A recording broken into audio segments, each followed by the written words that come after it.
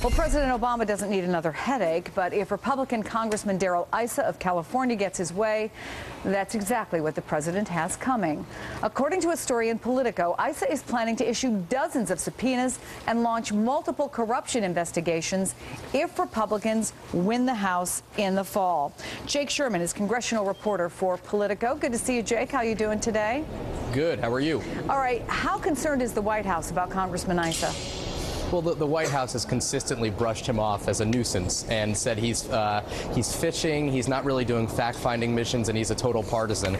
But, you know, this is kind of a dangerous thing for the White House to have a Republican who has already been instigating and who's shown that he really has no bounds to what he's willing to investigate.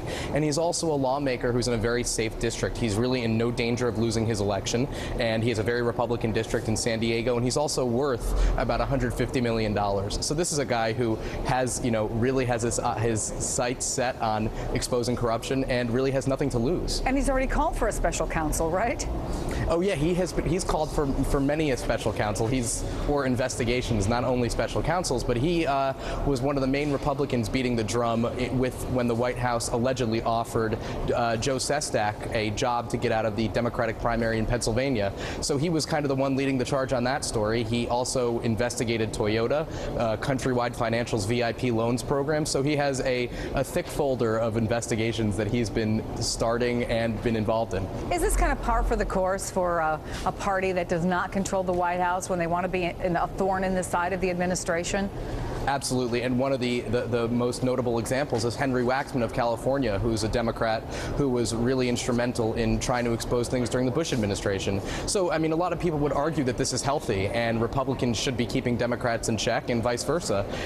But, you know, Mr. Issa has shown no sign of letting up, and I think Democrats on Capitol Hill realize that he really could be a problem should the Republicans regain the majority in the House. Well, in your story, you mentioned that not just Democrats, but even Republicans, some at least, consider Issa to be something of a clownish figure, but apparently one who does have the ability to cause some problems. Well, right. I mean, people often cringe because one big criticism of him is he moves from investigation to investigation without really closing anything out, and there's oftentimes no resolution. And he would argue because he doesn't have the power to subpoena yet. But you know, he is kind of seen as somebody who drums up a lot and doesn't come up with a lot often. But he's shown this year he has the ability to, you know, really put people's feet to the fire on things, and that's an important thing. If Republicans get the majority, he could be a real thorn in the side, as you said. Jake Sherman from Politico, thank you.